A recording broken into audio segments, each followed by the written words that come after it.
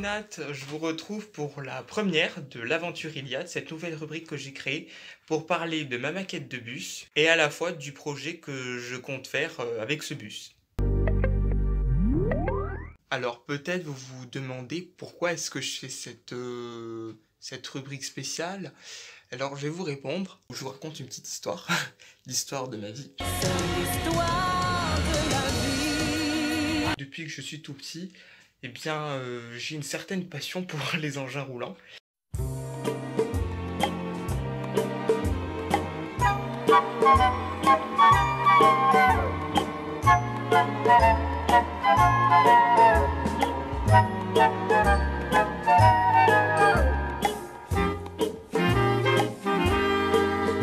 Voilà pourquoi cette chaîne en fait existe. Et cette rubrique, je l'ai créée en fait parce que il s'avère qu'en fait l'année dernière, j'ai découvert une chaîne YouTube. Et c'est une petite famille qui en fait est nomade.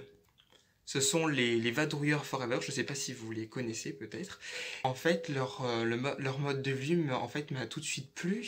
Et je m'y suis retrouvé en fait parce que j'adore les véhicules en fait et vivre dans un véhicule, enfin pour moi c'est un peu un rêve quoi. À partir de, on va dire à partir de avril-mai dernier, euh, j'ai vraiment eu envie en fait d'avoir un bus et en fait de vivre dedans à plein temps.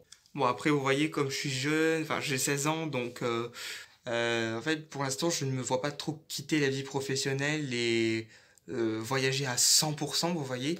Mais par contre avoir un bus en tant que maison ça serait carrément un rêve quoi. Et donc j'ai décidé de faire de cette idée, de ce rêve un projet de vie en fait.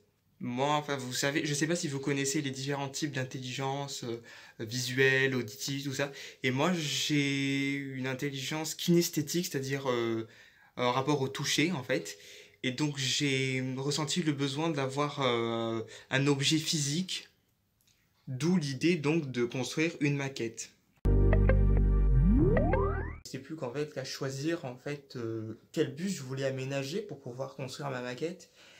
Et en fait, j'ai choisi l'Iliade. J'ai choisi l'Iliade parce que en fait, c'est un bus que je connais bien. Bon, après, évidemment, je suis pas un expert, mais c'est-à-dire que ce bus, je le connais parce qu'en fait, j'ai eu l'occasion de voyager dedans plusieurs fois parce que c'était l'Iliade qui en fait assurait la ligne pour monter à la montagne là où je passais mes vacances.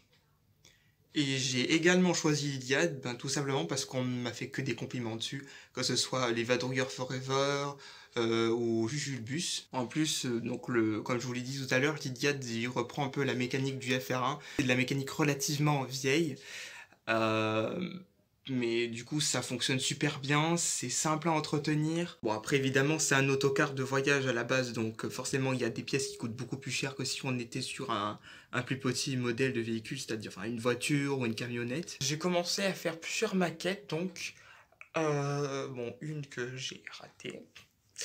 Euh, et après j'ai commencé à en faire une deuxième et qui elle a vraiment bien marché.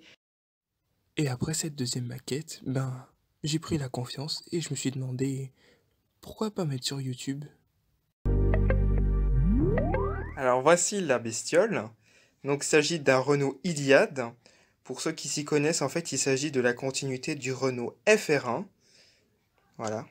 À la base, il devait s'appeler Goliath ou Ulysse, mais finalement, c'est le nom Iliade qui a été retenu, voilà.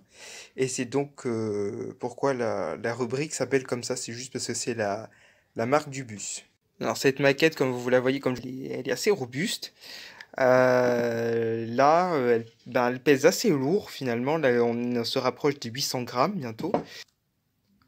Pour toutes les lignes extérieures, c'est-à-dire tout ce que vous voyez en fait, les roues, la calandre, tout ça, j'ai téléchargé ça sur internet et je vais vous dire comment. En fait, comme l'Iliade commence un peu à se faire vieux, il a commencé à être produit dans les années 95, je crois. Il est considéré un peu comme un autocar de collection. Et donc, il y a des maquettes en ligne pour faire des paper bus. c'est-à-dire des bus où on les fabrique en papier et puis on les monte, un peu comme, je sais pas si vous connaissez les boîtes de pièces jaunes, enfin, ça se monte, c'est un peu le même principe si vous voulez, enfin, c'est un plat et puis après on monte. Alors, pour le montage de cette maquette, j'ai utilisé du carton qui a été blanchi. En fait, on dirait, c'est un peu l'aspect d'une feuille de canson, sauf que c'est beaucoup plus épais et beaucoup plus rigide. Au niveau de la maquette, alors qu'est-ce que ça donne? Alors, je vais pas vous mentir, là j'ai bien avancé, mais dans quelques secondes, vous allez voir des images, des matériaux que j'ai utilisés et de l'avancement.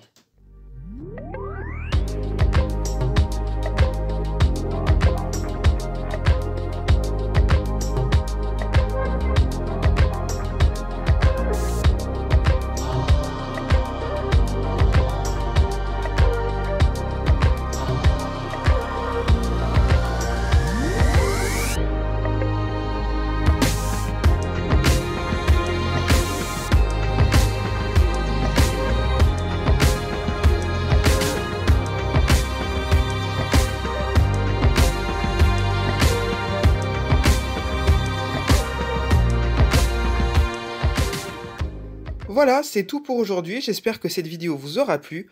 On se retrouve pour une prochaine vidéo où on parlera de l'aménagement intérieur. Salut!